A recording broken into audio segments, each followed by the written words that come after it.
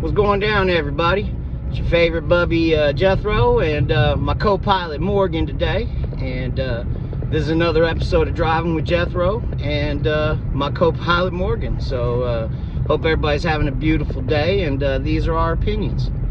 So smiling and everything because it's a beautiful day in Kentucky. As you can see, I got my beautiful co-pilot with me. But today is, it's, you know, hopefully it's not going to be as bad as I think it is. But we're on our way to the vet because, you know, when it rains, it pours. And, yeah, of all the weeks, really, of all the weeks. But, you know, God doesn't work on our timetable, and life is what it is. And you gotta roll with the punches and you gotta adapt. But about a week ago, he came in from outside, and I usually, you know, we live out in the country. You've seen the spread and the videos, and they get in all kinds of gagunga.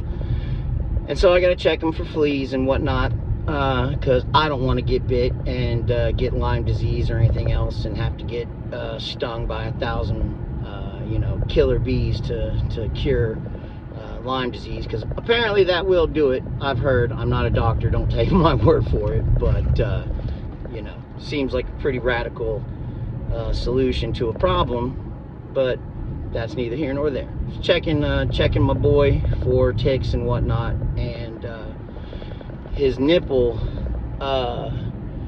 is like black, not like bruised, but scabbed over, and it looks, the skin almost looks necrotic or dead. And I got really worried, and I cleaned it off really well and looked at it, and we called the vet, and you know, it's just you know, I can't afford to have a dog with cancer, and even if I had $1 million, I wouldn't, to put a dog through chemotherapy, and, you know, it all depends, but a dog doesn't understand why it's going through radiation and everything. And then, you know, for a lot of these things, the cure is almost as bad as the pain of the disease itself. And so to ask a dog to go through that and not understand why, and the only thing, you know, it will understand is, you know, mommy, daddy, I'm in pain, and when you take me here, they hurt me. Why are you taking me here? So it's a very fine, again, the world is not black and white, it is gray. And so anyways, I've been, you know, worried sick over this, because I love, you know, I run into a burning building for any one of my dogs, and there's not going to be any discussion, and the firefighters are not going to stop me. I'm going to get my dogs. They're a part of me. And that's all. They're a part of me.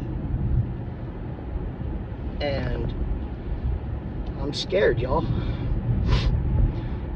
I'm scared.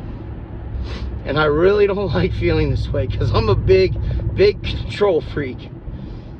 But yeah, you know, these are the kinds of things, y'all know my story about being in active addiction and living in medically assisted recovery. And, you know, something like this used to, years ago, boom, I'm running to the dealer's house, and I'm just not even dealing with this. Like, can't handle it emotionally. And so I think this is a new outlet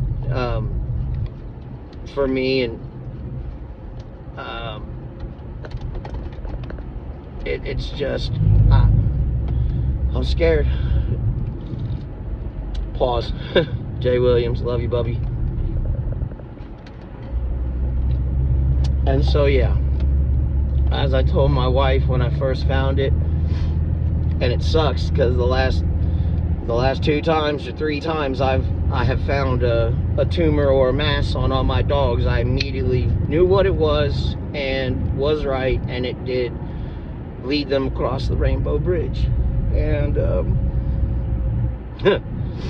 this was one of the times when I said, I'm not trying to come across as arrogant, but I just looked at my wife and I was like, I wish this was one of the times I wasn't as smart as I am.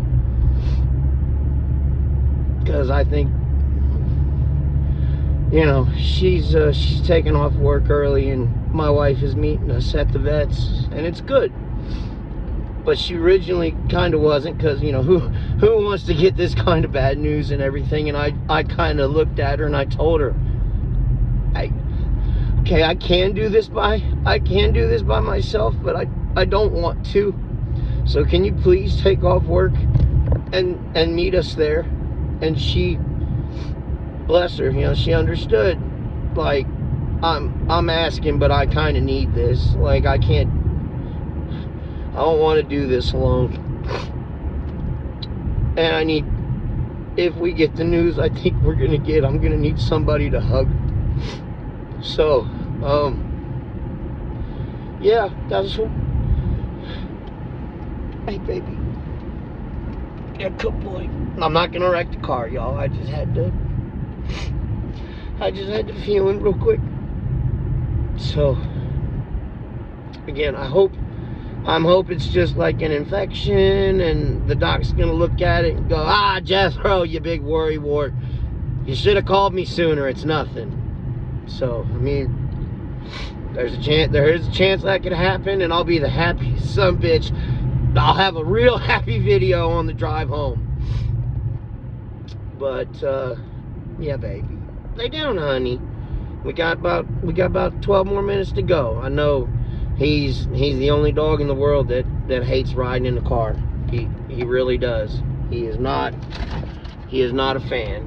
He like I said, he acts like it, and then like we get towards the car, and then he like, no, I don't want to go. And so it's he's on some again, and it's not that Morgan is mean. He just he loves his family, and he's protective. It's in his DNA. He's a herding. He comes from a cattle line, and his mom and daddy probably sitting in a field right now, protecting the cattle from the wolves.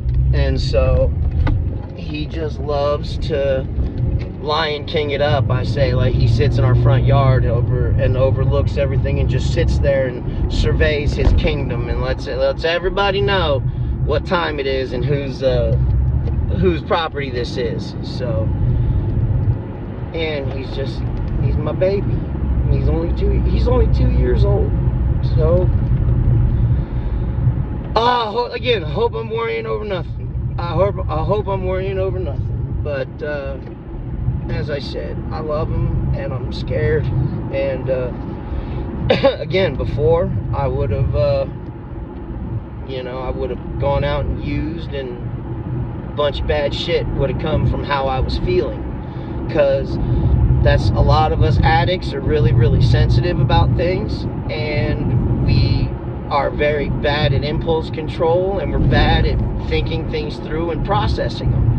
And it really can take a long time to get a handle on all those things that, again, back in the day, like, God, there's no way in active addiction, there is no way I would be able to go to this vet appointment and hold it together and not use, because I would be so overcome with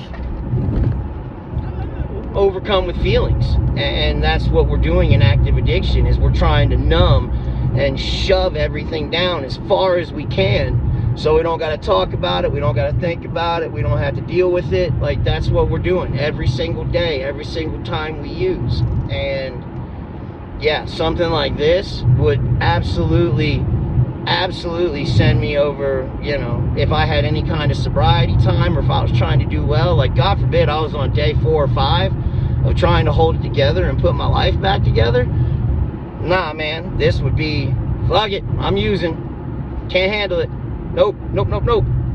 And what you gotta learn, life is not fair, and it's complicated, and at times it can be so fucking awesome, and then at times it can be so fucking painful, and you gotta learn how to handle both. And so again, like, this is my outlet now. Instead of going and using opiates, I'm doing it the right way, and I'm drinking a diet ginger ale, and I'm driving on my way to the vet, clear-headed and sober, and I'm hopefully gonna get some good news, but I'll be prepared for the worst. And my wife is gonna be there to support me, and this is how you're a grown-up and how you're supposed to handle things. And regardless, however it goes, I'll be on here later, and if you'll know from the look on my face right away which way it went. So, but again, regardless, I thank anybody who sees this and sends a prayer out Morgan's way, and I thank it for being an outlet for me to work through my emotions and be a better person and communicate and do things the right way, instead of just running and hiding in a hole and using drugs.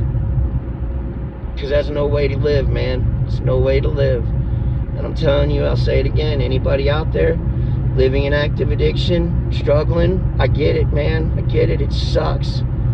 Every day there's a part of you that tells yourself, today's the day. And then, trust me, man, thousands of days I had that talk with myself every morning, and every day I failed. And it sucks. And it's so hard to break that pattern. That's why, bro, why do you think opiates got the kill rate it's got? It ain't fucking around. It's serious. And it's trying to kill you every day. Fight it. Fight it. You get your, I'm sorry, baby, I didn't mean to scare you, but you get it. You've watched Daddy. And I'm a good daddy. You've only known sober daddy.